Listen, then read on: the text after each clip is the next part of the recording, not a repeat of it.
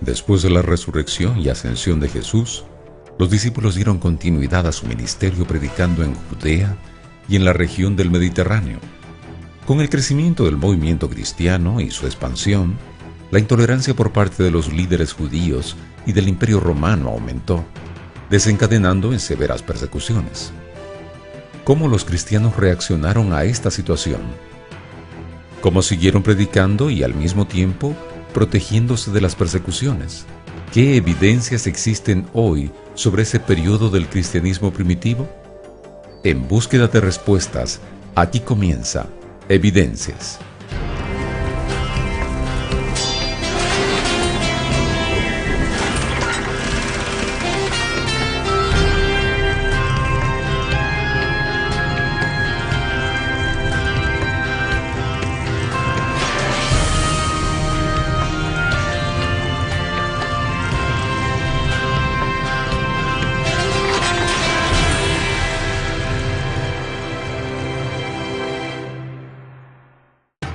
Las Escrituras relatan que después que Jesús subió a los cielos, los discípulos estuvieron reunidos en oración a la espera del Espíritu Santo. Una vez recibido, el libro de Hechos narra que ellos empezaron a predicar vehementemente y que el gran resultado obtenido despertó la ira de los líderes judíos, dando inicio a la persecución. Lucas, el médico, relata en el libro de los Hechos, el capítulo 2, que después del descenso del Espíritu Santo, después de Pedro comenzar a hacer estos prodigios y después de la sanidad milagrosa del lisiado, es que comienza a haber un clima de intolerancia mayor aún de la que había cuando Jesús estaba vivo entre los discípulos y antes de su ascenso. Y Pedro y Juan son presos, son aprisionados, precisamente por estar predicando que Jesús había resucitado. Podemos leer en el capítulo 4 que ellos son llevados ante el Sanedrín, pero la persecución abierta no comienza hasta un poco después, siendo el hermano de Juan, Jacobo, uno de los primeros mártires, y siendo Esteban apedreado después de haber estado predicando en forma valiente ante los judíos en Jerusalén. Bueno, los enemigos del cristianismo, el cristianismo tenía a los romanos, que dominaban Palestina también en ese tiempo, y a los judíos. Y se unían, como sabemos por el relato bíblico, que se unían a veces los gobernantes con los líderes religiosos y para perseguir a los cristianos, así como lo habían hecho con Jesús. En ese momento comenzó una persecución grande, realmente una persecución no solamente hacia los líderes, sino también hacia mujeres, niños, ancianos, cualquier persona que estuviese profesando haber seguido el camino. Y no solamente se extendió a Jerusalén, sino a Judea, el área de Judea, el área de Samaria, y Pablo, según testifica el libro de los Hechos, Saulo en aquel momento, él llega hasta Damasco, Siria, en la parte norte de lo que era el territorio de Judea. Pero la persecución no era una persecución que sucedía todo el tiempo, eran esporádicas. En muchas ocasiones veíamos a seguidores del camino que iban a la sinagoga, vivían, eran vecinos, se comunicaban, interactuaban. Llegaba alguien nuevo o alguien comenzaba con algún fervor ultraortodoxo y comenzaba la persecución o específicamente una familia los perseguían. Pero no es que trataban de buscar casa por casa en todo momento a los cristianos. Coexistían en la mayoría de las ocasiones los cristianos, judíos, romanos durante el primer siglo. Y eso fue incrementándose a través de los siglos, porque había emperadores romanos que perseguían violentamente. Tenemos a Decio, Diocleciano, Nerón, que fue el más terrible, ¿no es cierto? Que eran líderes, gobernantes que odiaban a los cristianos y los persiguieron. Y hubo durante siglos persecuciones sistemáticas y muerte violenta de muchísimos cristianos. La persecución de los cristianos por parte de los judíos también tuvo el apoyo del Imperio Romano, quienes encontraron motivos suficientes para llevar a varios seguidores del camino a la muerte. ¿Cuáles eran los reales motivos tanto de los judíos como de los romanos para perseguir a los cristianos? En el caso de los judíos, no había una diferencia entre judíos versus cristianos tan marcada como nosotros, tal vez en el siglo XXI, quisiéramos ver. Recuerden que eran judíos y judíos. Los cristianos, en su mayoría, eran judíos. Había algunos gentiles o personas que eran de ascendencia judía que vivían entre gentiles y eran considerados griegos, pero realmente étnicamente eran judíos también. La intolerancia tiene que ver con motivos doctrinales. El tema de la resurrección, el hecho de presentar a Jesús como Dios, el hecho de presentar a los fariseos o saduceos o aquellos que fueron responsables por la muerte de Jesús como criminales, pues eso causaba tensiones entre las comunidades que usualmente coexistían en paz. Yo podría decir que había motivos ocultos y motivos teológicos o religiosos. Los ocultos eran, por ejemplo, Jesús era, comillas, un carpintero. No era de la aristocracia, de los gobernantes, ni de los sacerdotes, de los sumos sacerdotes. Él había nacido allí en Belén y criado en Nazaret, su padre carpintero, él fue carpintero hasta los 30 años. Entonces, por eso, en una cultura donde la posición social era muy importante, a él se lo tenía como... Entonces, una de las razones, como él, que es un carpintero, quiere ponerse por encima de nosotros y enseñar cosas diferentes a las que nosotros enseñamos. Esos eran los ocultos. Y por otro lado, los discípulos también eran gente sencilla, la mayoría, porque habían sido pescadores, y un pescador en aquel tiempo, como en el día de hoy, son gente generalmente sencillas. Y entonces chocaban con el orgullo de la posición, tanto gobernante como religiosa.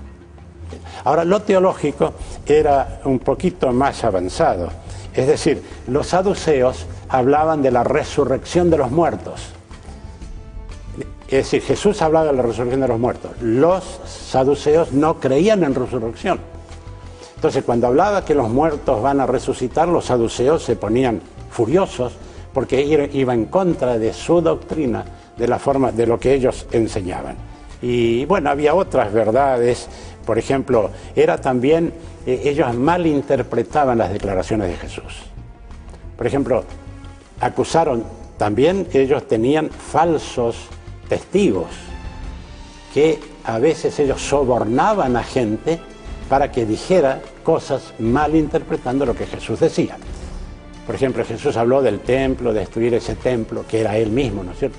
Y en 3 días lo reedificaremos. Entonces lo acusaban ante las autoridades diciendo que él decía que iba a destruir el templo de Jerusalén, que era un lugar tremendamente sagrado para los judíos, pero ellos torcían las declaraciones de Jesús en las declaraciones teológicas, digamos, doctrinales, para que hacerlo aparecer como un apóstata o como alguien que era contrario a los profetas y contrario a la tradición de Israel. En el caso de los romanos es un poco más complicado. Los romanos consideraban este grupo raro, el cual algunos relatos, ustedes saben cómo es el chisme, algunos relatos decían que estas personas eran ateos y caníbales. Ateos porque ellos no reconocían todos los dioses paganos, estos dioses romanos, que era obvio que todos deberíamos adorar. No reconocían a los dioses de la tierra, los dioses del mar, aquellos dioses que habían sido venerados por siglos y siglos.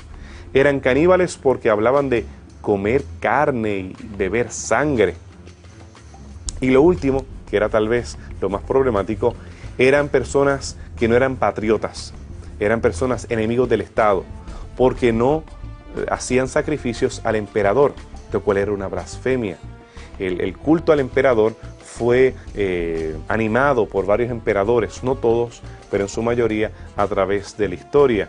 Y estos cultos al emperador lo declaraban al emperador como Curios, Señor, y había que ofrecerle libaciones, inciensos, sacrificios, y había que jurar veneración a Él como Señor.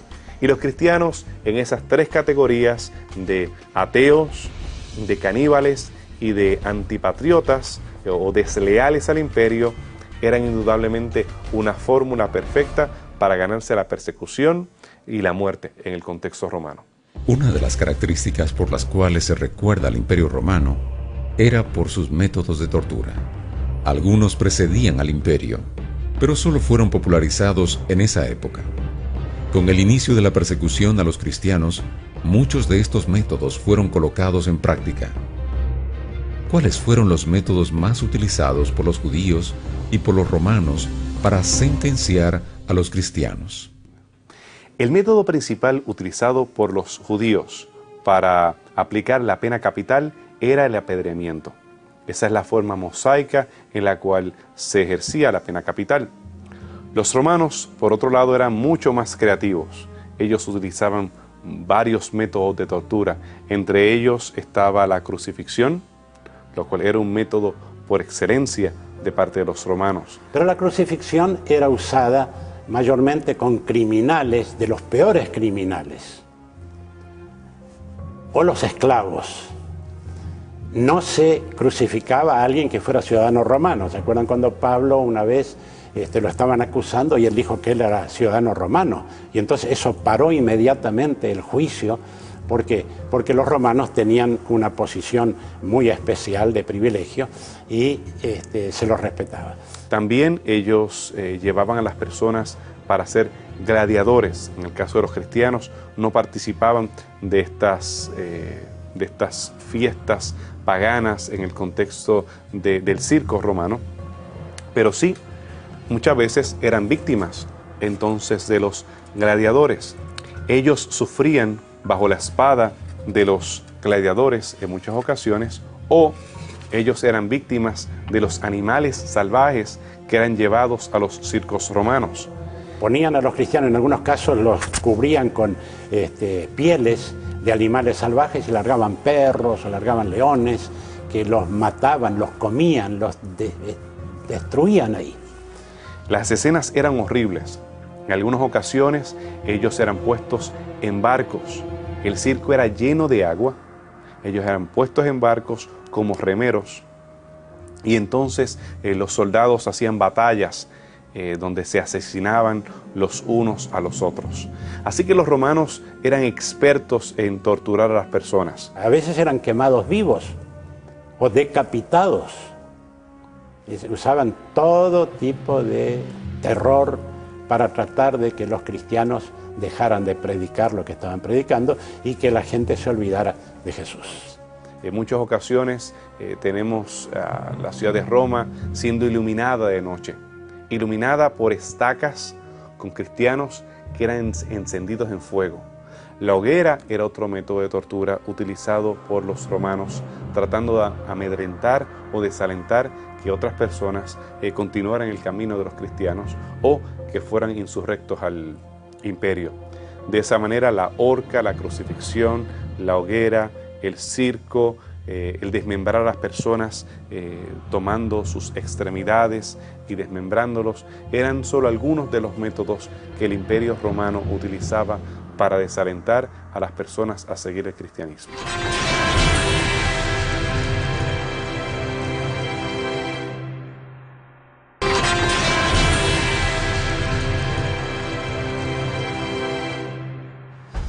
Con el crecimiento del cristianismo en la región del Mediterráneo, la intolerancia por parte de los líderes judíos y romanos fue aumentando gradualmente.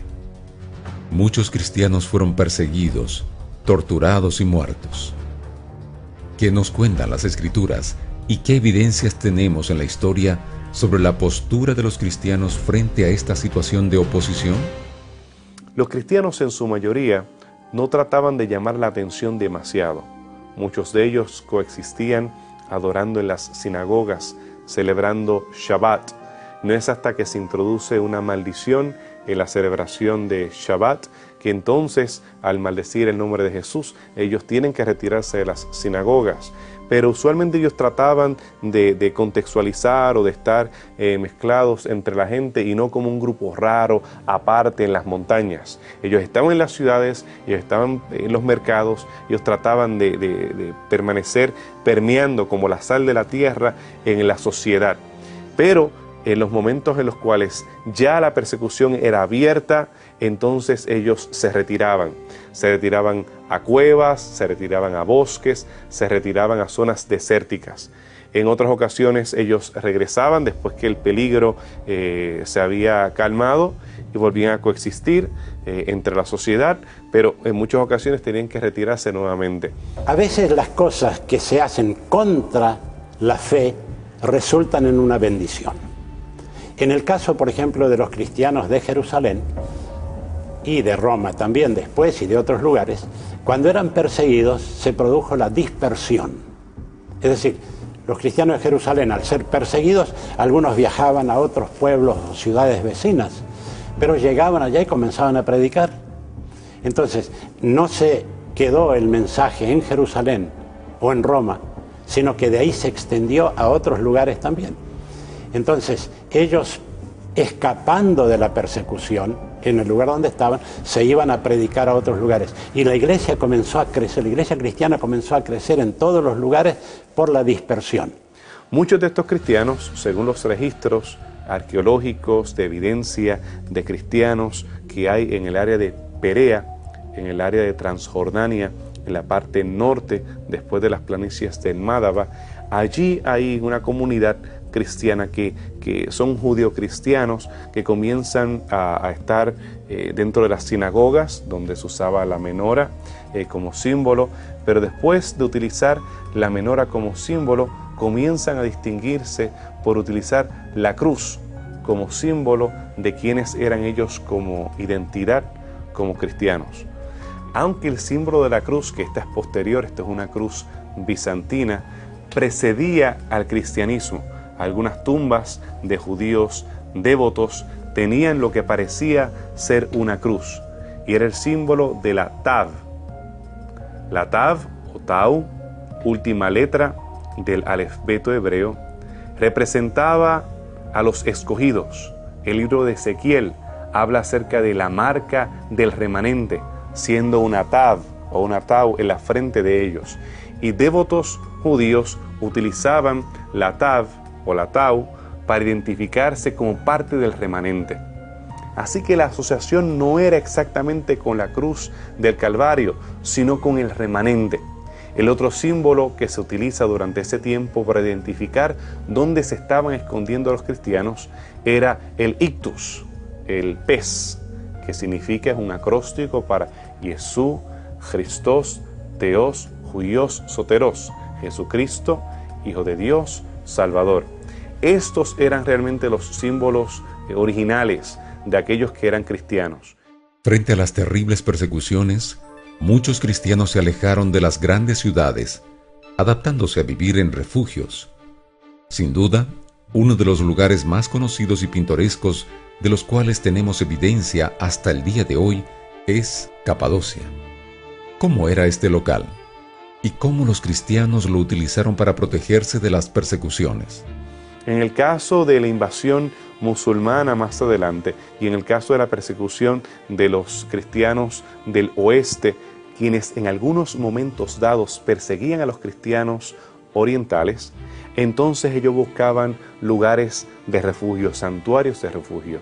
Uno de estos, tal vez el más pintoresco y sin igual, es Capadocia. Capadocia queda en la parte central de Asia Menor, lo que conocemos hoy como Turquía, en tiempos del Antiguo Testamento como Anatolia. Allí en Capadocia, los cristianos lo que hacían era excavar la tufa. La tufa es el material volcánico de cenizas que se endurecía, encima caía en muchas ocasiones lava. Esta lava se endurecía y el proceso de erosión hacía que las cenizas, muchas de ellas se deterioraran, y en la parte superior quedaba la lava dura, la piedra, la roca dura. Hacían formas espectaculares. Hasta el día de hoy se puede notar esa superficie casi del planeta Marte o algo por el estilo cuando se pueden observar, y es fácil excavar estas paredes o estas montañas. Aún en el día de hoy las personas se quedan en estos lugares. Yo he tenido el privilegio de quedarme en algunas de estas habitaciones, y en estas habitaciones ellos no solamente se protegían del calor durante el día, durante las noches muy frías eran calientes, mantenían la temperatura, durante el día son frescas. Ellos también podían hacer pisos dentro de la montaña, en algunas ocasiones hasta 10 niveles debajo de la montaña. De esa manera los cristianos de Capadocia podían escapar cuando venían algunos invasores a esta área. Ellos bajaban y huían un par de millas más adelante o a la montaña siguiente, y se conectaban las unas con las otras, y aparentemente era una ciudad fantasma porque ellos no se encontraban allá. En las partes bajas, que he tenido la oportunidad de descender en varias ocasiones a ellas, encontramos caballerizas, almacenes de vino, almacenes de comida, capillas, lugares de habitación, el área de la cocina. Así que ellos podían coexistir normalmente, hasta donde era posible, dentro de esos lugares, porque tenían alimentos suficientes para mantenerse en esa parte baja por un tiempo extendido. Y así los cristianos, en forma creativa, trataban de escaparse, mantenerse puros. Otro extremo al cual llegaron algunos cristianos fue que, reconociendo las persecuciones, ellos mismos se autoaislaron, y el movimiento monástico comenzó después del segundo siglo, donde ellos, sin haber persecución, ellos se iban a los desiertos o zonas apartadas, porque ellos consideraban que de esa manera ellos podían llegar a ser santos, ellos podían llegar a ser puros. Y tenemos ciudades silentes todavía en Siria y en otras partes del antiguo Cercano Oriente, donde estas ciudades estaban muy apartadas, muy solitarias, en las cuales ellos pretendían mantenerse puros y santos sin tener influencia del mundo exterior. Otros grupos de cristianos prefirieron no alejarse de las grandes ciudades, buscando refugio en locales más inhóspitos, como las catacumbas. ¿Cómo eran estas catacumbas y cómo fueron utilizadas por los cristianos para protegerse de la persecución? ¿Qué evidencias existen hoy de alguna de estas catacumbas? Bueno, eran cementerios, mayormente cementerios para los cristianos, los mártires de la fe. Eran cuevas de 9 a 10 metros de 6 a 10 metros de profundidad, bajo tierra. Y ahí cavaban túneles donde sepultaban a los muertos. Y también ellos se escondían ahí.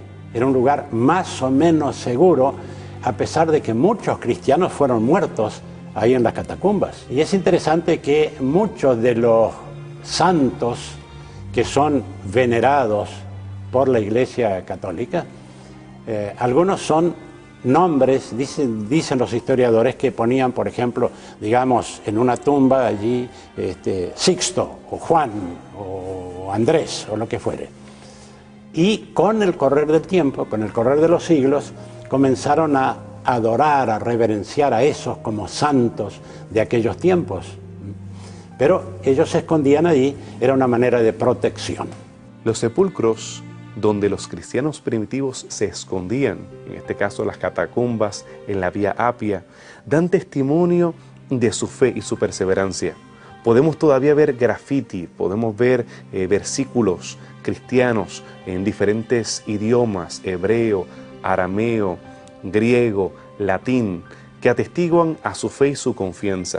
Una de estas catacumbas, la catacumba de San Sebastián, este joven soldado romano que vivió en el siglo III después de Cristo. Nació en Narbona, lo que hoy consideramos un territorio de Francia. Él fue un soldado valiente, pero no participaba de los sacrificios idolátricos, ya que era cristiano. Alentaba a aquellos que eran perseguidos, ayudaba a aquellos que estaban en dificultades y fue acusado ante el emperador Maximiano de su fe cristiana. Después de muerto, él fue enterrado en la Vía Apia, en una catacumba que es llamada la Catacumba de San Sebastián.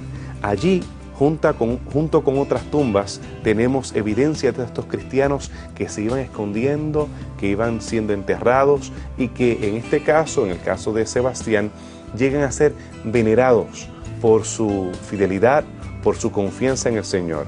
¿Por qué razón este joven estuvo dispuesto a morir? Porque él consideraba que el reino de los cielos era mucho más importante que los reinos de la tierra. Él consideraba que la esperanza de la bendita resurrección le podía dar motivación para seguir hacia adelante, confiado de que Jesús muy pronto vendría a resucitarlo y hacerlo un siervo fiel por la eternidad. Así como Sebastián, muchos cristianos murieron por seguir y predicar las enseñanzas de Jesús. Para ellos, era más válido padecer la pena máxima en la tierra que negar su fe.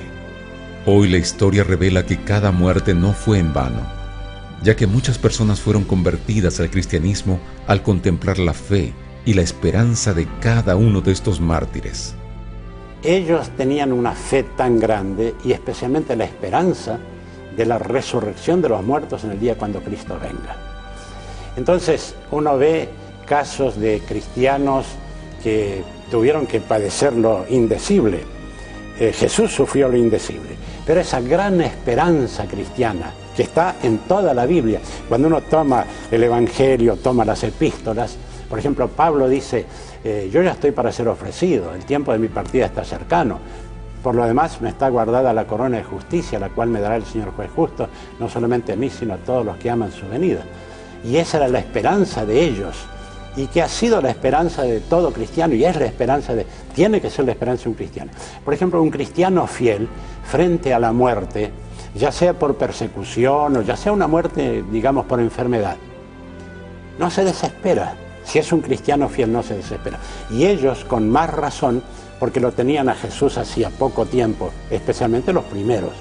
Entonces, siempre el cristianismo, los cristianos fieles han tenido esa esperanza del regreso de Cristo y de la vida inmortal.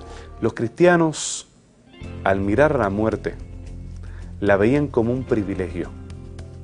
El libro de Hebreos, el capítulo 11, celebra a aquellos que fueron librados de las penurias, librados de saetas, librados de pestes, aquellos que fueron valientes y que son celebrados en el cuadro de honor de la fe.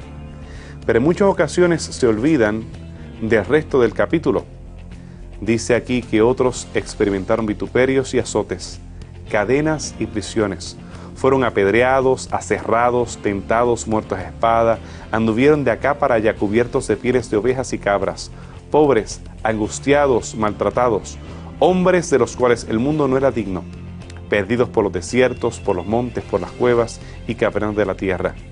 Y todos estos, aunque aprobados por el buen testimonio de su fe, no recibieron el cumplimiento de la promesa, porque Dios ha provisto algo mejor para nosotros, para que ellos nos llegaran hasta la perfección aparte de nosotros. Ya el apóstol Pablo está describiendo las angustias de los cristianos que estaban siendo sometidos a persecución, pero también el gozo que ellos sentían, el privilegio que ellos sentían de poder participar de los padecimientos de Jesús. El mismo Pablo, en el libro de Filipenses, en esa carta, él admite que para mí el vivir es Cristo y el morir es ganancia.